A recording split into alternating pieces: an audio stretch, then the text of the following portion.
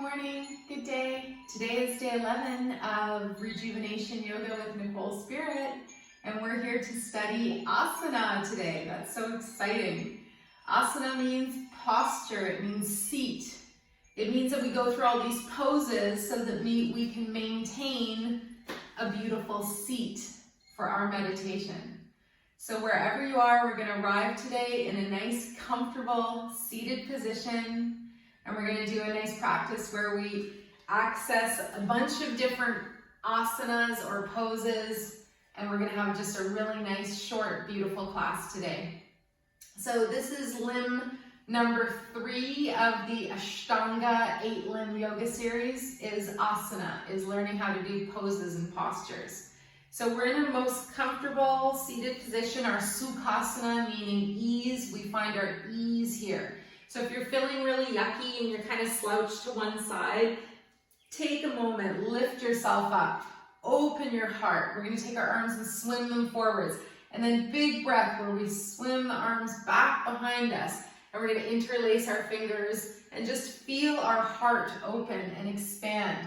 Lift the chin just a little bit. Send your shoulders down. Smile. Soften your face. Notice the smells around you, what the quality of air is like. Notice if there's a beautiful puppy dog close by. We have Puppy Finn in the house today. Good, and then we're going to release, bring the arms up, big breath. Exhale, sweep the arms back down, and now put the other thumb on top. So interlace your fingers just slightly differently, and notice how it feels almost awkward, almost like it doesn't quite fit, but it's the exact same thing you were doing on the other side. One more breath, big smile, soften your face. Good. And then we're going to just gently come right off of our seat, bring our hands forward. So today's practice is a bit more about movement. It's a bit more about finding our flow. Let's just bring our knees and hips side to side, opening up through the hips. Do a couple of rolls with the hips, awakening. Maybe it's at the end of your day and you're already feeling pretty good, but just seeing if we can get into a few asanas today, some postures, and then when you come back to center, pause. Next, we'll do a crowd favorite, the cat-cow pose. Lift your spine and round it, chin to your chest, pelvis is tucked, and then the other way. Breathe, lift up through the head and the hips, and then exhale, and just find this nice flow. Maybe you're on your fingertips for cat. What's really fun is seeing Puppy Finn do cat pose. But of course we notice almost every morning that the dog will get up and do downward dog. Well, it also does cat pose. Last breath, come back to center. We're going to pause. We're just going to look behind us over our left shoulder. Good, nice breath. And then take a moment, look behind you over your right shoulder. Excellent. And then come back to center. And here we are, ready for our first downward dog. So make sure you're comfortable in the wrists. Actually, a really good thing to do here before we come up is to just take the tops of the hands and float them down so that the tops of the hands are on the mat. And open your fingers as wide as you can without being strange about it. Just put a bit of pressure into your wrists. Do a little bit of massage and open up into these major joints that are in the hands. And then we can rotate the wrists a couple times each way and then come back onto all fours. So you're on your hands and your knees. Pause for a moment. And then the next thing we're going to do is lift up into Adho Mukha Svanasana, downward facing dog. So curl your toes, nice inhale breath, lift the knees, push the ground away. See if maybe there's a little bit of a different way you can come up. Let's try that again. Maybe we come down and just try something different. Maybe you peel your way up and just see what it would feel like if you went a little bit more side to side. And then once you arrive, bend your knees, walk your dog, lift and lower through your heels. Good, let the blood come into your face. Then pause, let the heels and hips go a little bit higher. Press down through the chest and the upper body. Good. And then we're going to look forwards and we're going to walk up towards our hands. Nice slow movement. Make your way up. Good. And then we come into forward fold. So pause for a moment in forward fold. Then we're going to come up to flat back. So your version where your spine is flat, your hands can be down. Maybe they're on a block. Maybe they're on your shins or knees. You can even bring the hands up so that they're by your sides and the elbows are close to you. Another variation is the arms out behind you. Good. One more breath. Excellent. Then we're going to lower down, bend the knees. Again, walk your hands a little bit closer to, or your feet closer to your hands. And then we're going to stand back up. Big expression. Take your arms to the sides, up and overhead. Exhale, maybe just a teeny tiny little back bend, and then exhaling, your hands come back to your heart. Good. See how that feels. So inhale, we're going to bring the arms up. Exhale, we're going to float down. Bend the knees. Take both hands onto the floor. Step your right leg back. Step your left leg back. If it's available, lower the hips and come into your plank pose. If you need to, you can always lower down through the knees and just stay up in the upper body. Let's hold for 3 breaths. If you're in plank, make sure your hips aren't too high. And then just get that nice space where you're really engaged through the middle part of the body, the 78,000 nerves. One more breath. Good. And then we're going to lower again down through the knees. Let's take the hands, walk back slightly, and come into child's pose. So just hang out here. You can always take variations with the hands. You can prop up so your forehead and shoulders are a little higher. And breathe. Find your most beautiful, generous breath today. Your Jennifer breath. One more. That'll become a new thing. Your generous breath is your generous breath. So arms are going to come back out in front. We're going to curl the toes under, walk our hands back, and lift off. First, we hang out in a squat. And then we're going to come up again, back side of the body first into forward fold. So find your variation. The knees can be very bent here. Even arms at the low back. Good. And then we're going to come up to halfway lift. So flat back. Send your arms back behind you or down wherever you're comfortable. Elbows can be bent. Notice you're not too far down. You're not too far up. As much as you can. You're in a flat back. Good. And then we're going to try hummingbird, one of my favorite animals of all time. So bend your knees. Start to come up to standing. Good. The hummingbird, of course, can fly in every direction, even diagonally. All right, so we're going to come into a forward fold, and we're going to bend the knees, and we're going to come up onto the balls of the feet, and our arms are back behind us. So as much as you can, prop up on your feet. Imagine you're a bird, tighten up through your core. Imagine there's that elixir of life right in front of you. One more breath, no strain in the neck. Make sure you're just gently looking forwards. You can always lower down on the heels when you need to. Good. And then lowering down with control, we're going to come up to standing, and we're going to come into our most popular standing asana, which is Tadasana. So notice all postures have the word asana at the end.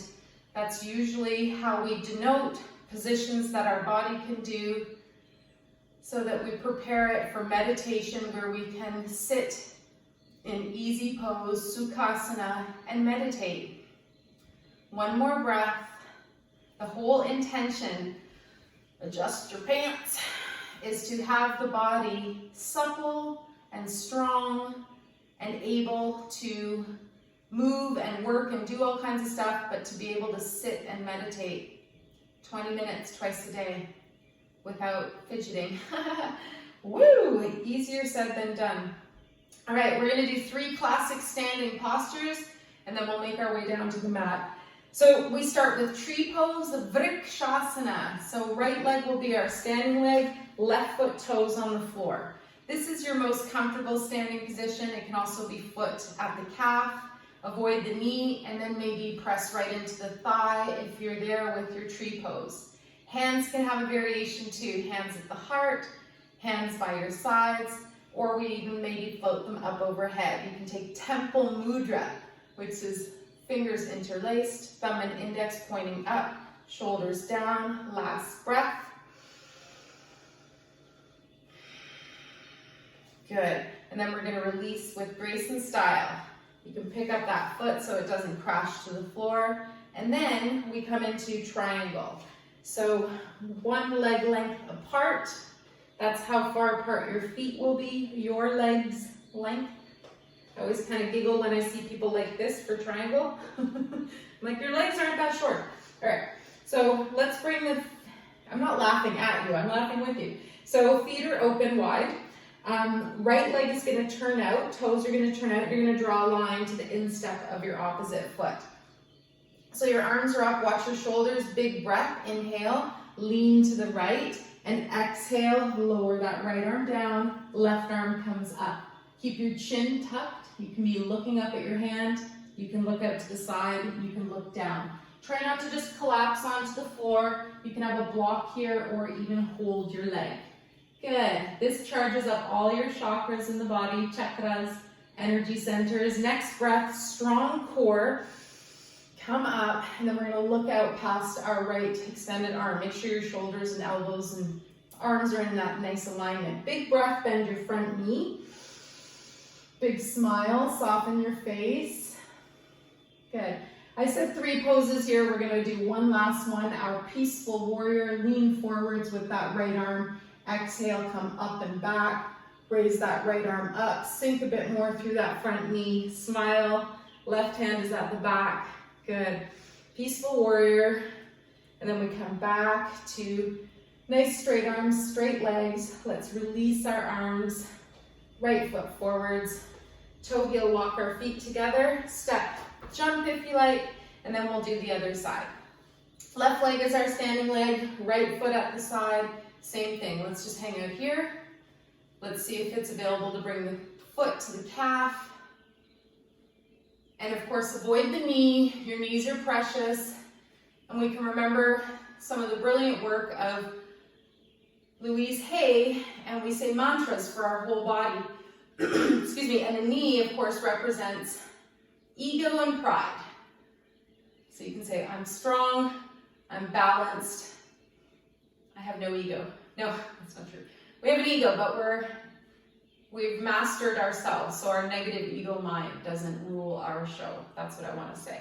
Wherever you are, you could have taken your hands up. Let's release that leg with control, and then we're going to bring ourselves down. My favorite mantra that I learned from Louise Hay, I am safe and free. I say it every day, and I've added to it over the years. So one leg length apart, arms up at your sides. We're going to take triangle pose.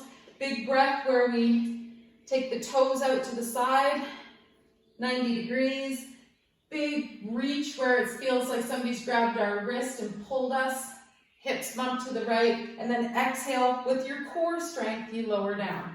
So left hand arrives in front of your leg, right arm arrives up if available. Hand can stay on the hip if that's too much. Your other hand can be in a block if you need that too. If it's available, you're not even leaning in or resting on your leg. Last breath, if you're looking up at your hand, chin is tucked.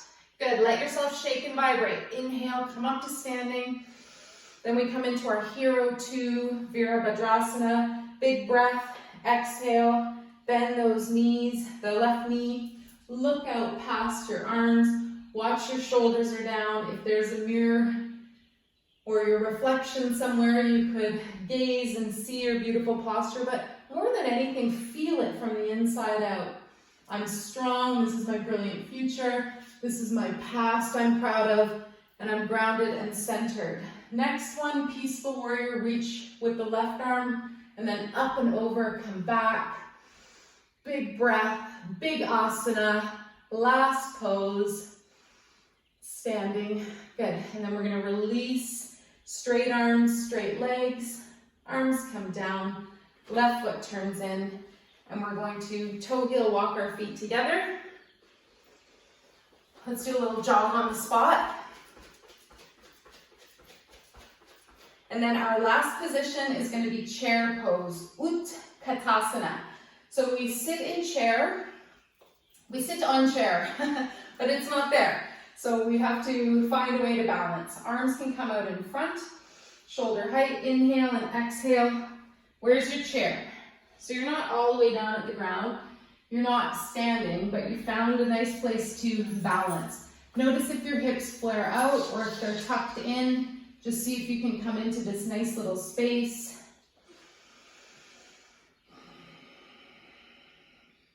Good. And then we're just going to do one spinal twist here. Take the left arm and bring it back behind you. Look towards that arm.